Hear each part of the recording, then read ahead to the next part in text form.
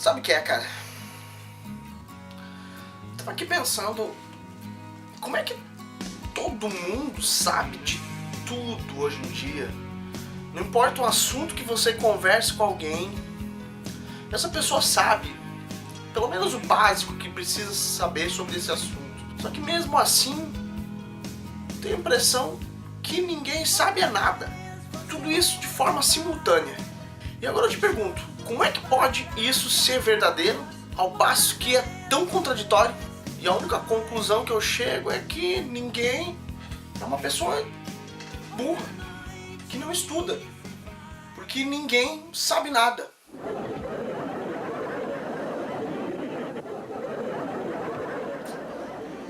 Sabe o que é pior?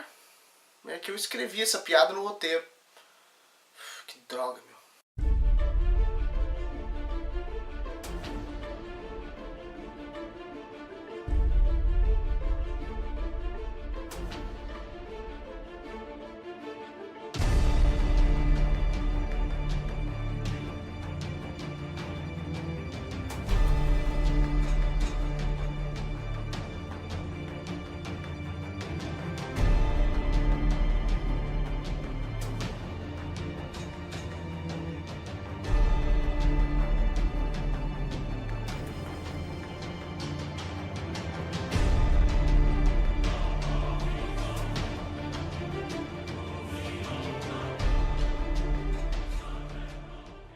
Com vocês aqui, Rômulo Trindade Becker, e você está assistindo a mais um episódio do canal Reflexões Reformadas. No episódio dessa semana, nós vamos tratar a respeito do tema Quem precisa de teologia? Nesse vídeo eu vou defender a tese de que uma teologia profunda só é possível através de um profundo estudo da teologia sistemática. Eu imagino que o mais sensato a se fazer a tratar de um tema sobre teologia é explicar o que é a teologia. Em termos mais simples, mais básicos e mais utilizados, nós podemos definir a teologia, o resultado de dois termos gregos, theos, Deus, e logia, estudo. Tecnicamente falando, é interessante comparar a teologia com um edifício. Esse edifício é composto de, logicamente, vários andares, dos quais nós podemos comparar as ramificações da teologia. Pelo menos 12 poderiam ser elencadas, dentre elas as principais: teologia exegética, teologia histórica, teologia sistemática, teologia bíblica, teologia prática, dentre outras. Agora, o mais importante para que nós respondamos essa pergunta feita,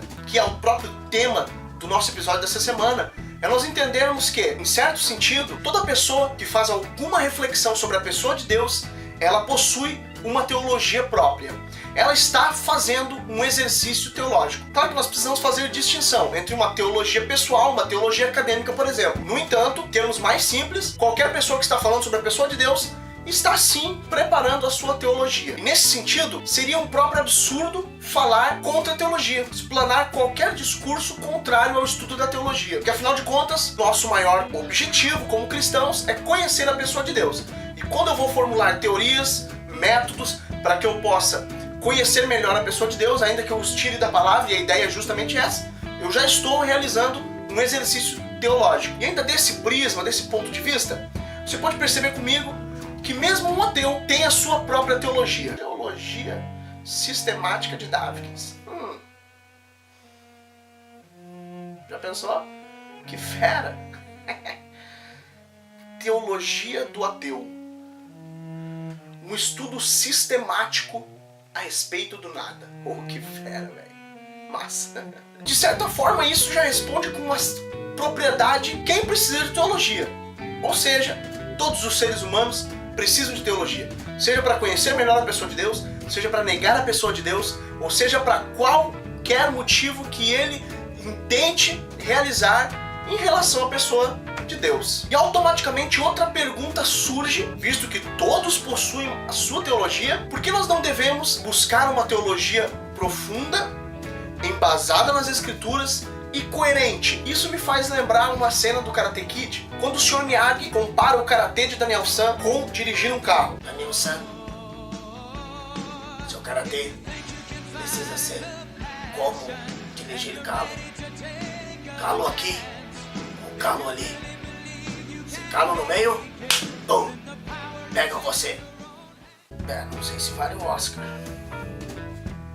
mas Se sua teologia é medíocre, você vai ser um cristão medíocre. Se sua teologia é profunda, você é um cristão que conhece melhor a Deus. Só que no mundo que nós vivemos, é lógico que uma das dificuldades de produzir teologia sólida e profunda encontra-se com a questão de disponibilidade de tempo. E é fato que nenhum de nós quer um martelo pra quebrar o gelo. Se você não é gaúcho, provavelmente você não entendeu essa piada. Tem a possibilidade de tratar a teologia como trabalho e dessa forma poder sustentar a sua família produzindo uma teologia mais profunda. No entanto, nem por isso nós estamos liberados, visto que o nosso trabalho, por exemplo, não é no ministério cristão, ou visto que o nosso trabalho não é escrevendo teologia, nós estamos liberados para ter uma teologia rasa, uma teologia sem profundidade, sem coerência. Não, nenhum cristão está autorizado por Cristo a ter uma teologia sem fundamentação nas escrituras, sem profundidade, sem coerência, e uma teologia que não me torne um cristão melhor. Se você precisa manter o seu emprego, precisa trabalhar, você precisa trabalhar, certamente não sobra muito tempo para você estudar teologia, você vai precisar realizar um exercício onde você vai elencar as suas prioridades. E é claro que a teologia em si não vai ser a sua primeira prioridade. Todavia, ela precisa ocupar um lugar, uma posição na sua lista. Quando você fizer isso, você vai ver que é muito mais fácil a gente dar a devida atenção à teologia quando você é uma pessoa disciplinada. Então eu vou dar 7 razões do porquê você precisa estudar a teologia sistemática e de que forma a teologia sistemática vai te ajudar a construir uma teologia embasada, profunda, bíblica e coerente. Em primeiro lugar, eu chamo a atenção ao pedantismo reinante que existe na nossa cultura atual. Todo mundo sabe muita coisa sobre muitos assuntos e ao mesmo tempo as pessoas sabem muito pouco sobre determinados assuntos. Ou seja, nós estamos vivendo uma cultura que através do Google, na Wikipédia, em alguns excelentes blogs, em páginas, em vídeos no YouTube, você descobre básicos sobre a maioria dos assuntos que se pode tratar. Dessa forma, nós criamos uma geração de pessoas que tem um amplo conhecimento, um vasto conhecimento a respeito de muitos assuntos, ao mesmo tempo que possuem uma superficialidade notável sobre esses mesmos assuntos que eles conhecem de forma ampla. E isso se deve justamente a essa instantaneização,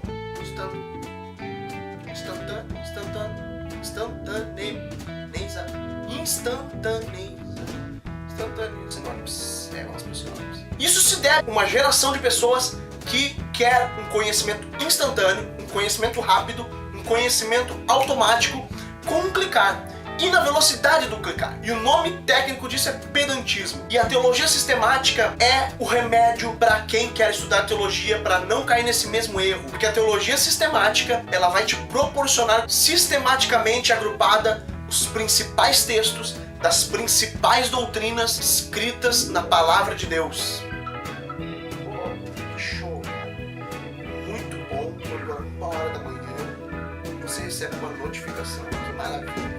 Em segundo lugar, a teologia sistemática te proporciona conhecer as principais heresias que se levantaram ao longo de 2000 anos de história do cristianismo e dessa forma te proporciona conhecer aquelas doutrinas atuais heréticas que apenas se revestiram de uma nova capa, uma nova roupa, mas que na sua essência são meramente a ressuscitação das antigas heresias. Conhecimento esse que, se você não entrar para a teologia sistemática e descobrir, você vai ter um trabalho gigantesco que apologistas, porque grandes teólogos do passado, iluminados pelo Espírito Santo para entender a palavra de Deus, assim como nós cremos que nós somos iluminados também, eles já tiveram um grande trabalho, eles já percorreram um grande caminho para nos demonstrar de forma sistemática as heresias que se levantaram ao longo da história para buscar de alguma forma atingir o cristianismo. Em terceiro lugar, a teologia sistemática vai definir a forma como eu vou interpretar a Bíblia Sagrada. Visto que esses teólogos, esses apologistas ao longo de 2000 anos reuniram os erros que existiam, as heresias que se levantaram contra a palavra de Deus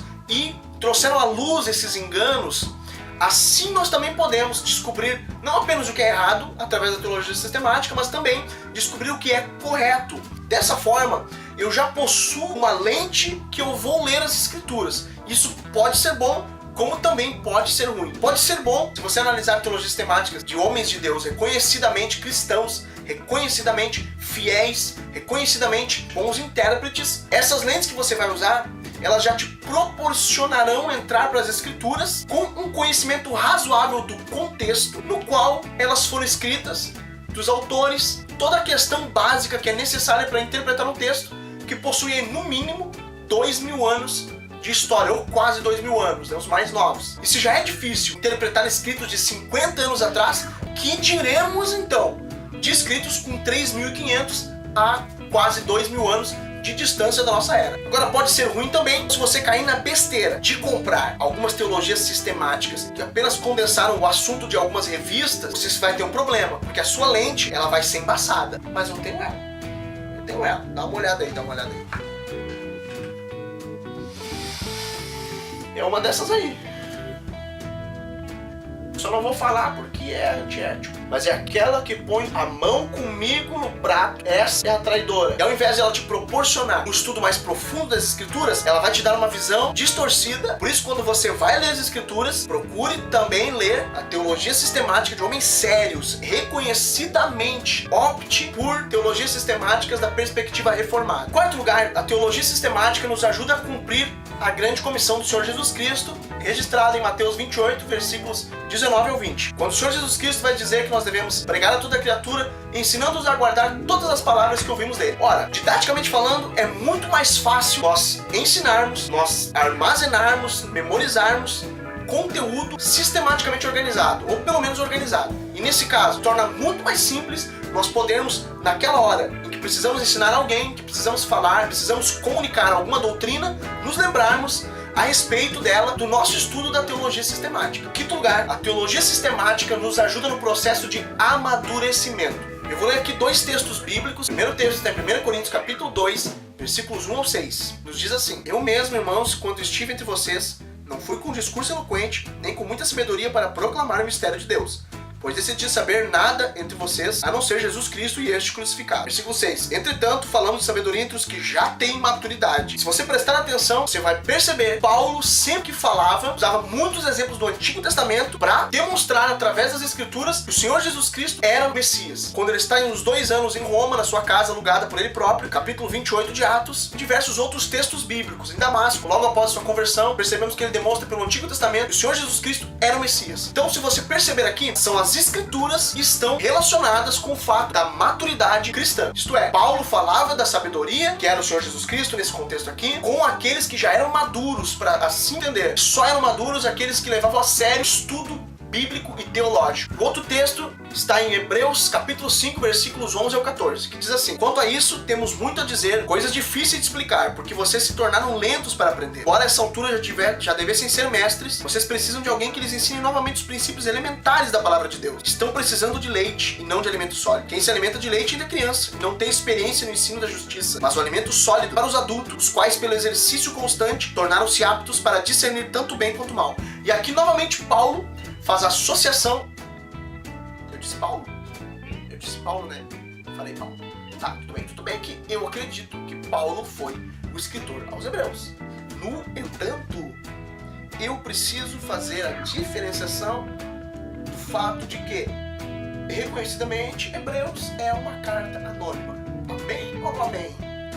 E aqui o autor da Epístola aos Hebreus faz também uma associação entre a maturidade espiritual, conhecimento profundo das Sagradas Escrituras. E para isso, você precisa também conhecer o que outros homens escreveram sobre este santo livro. E isso se acessa muito mais facilmente através de uma teologia sistemática. Número 6. A teologia sistemática nos ajuda a cumprir o sola escritura. Se é sola escritura, é só a escritura.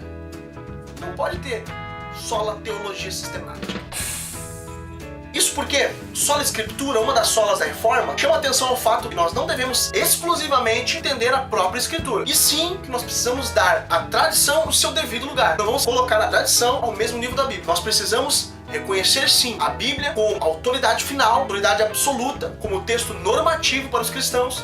Todavia, nós vamos estudar a tradição para um melhor entendimento das Sagradas Escrituras. Em sétimo e último lugar, a teologia sistemática é o instrumento mais indicado para nos auxiliar na interpretação de textos difíceis. Aí você vai me dizer, não, mas só um pouquinho. A Bíblia interpreta a Bíblia. Claro que a Bíblia interpreta a Bíblia, eu concordo plenamente com você. No entanto, como nós já verificamos, a teologia sistemática é meramente interpretações de textos colocados de forma sistemática. Dessa forma, ao ler a teologia sistemática, o que nós estamos fazendo é justamente interpretar todos os versículos que falam a respeito daquela doutrina em si. Eu preciso analisar aquela passagem da perspectiva de outros textos que falem do mesmo assunto, no entanto, tratem de forma mais clara. E quando eu associo todas estas passagens bíblicas, eu formei a doutrina que será colocada no corpo da teologia sistemática. Se você gostou do vídeo, clique no balãozinho, se inscreva no nosso canal, acompanhe semanalmente um vídeo novo, um novo episódio para você refletir a respeito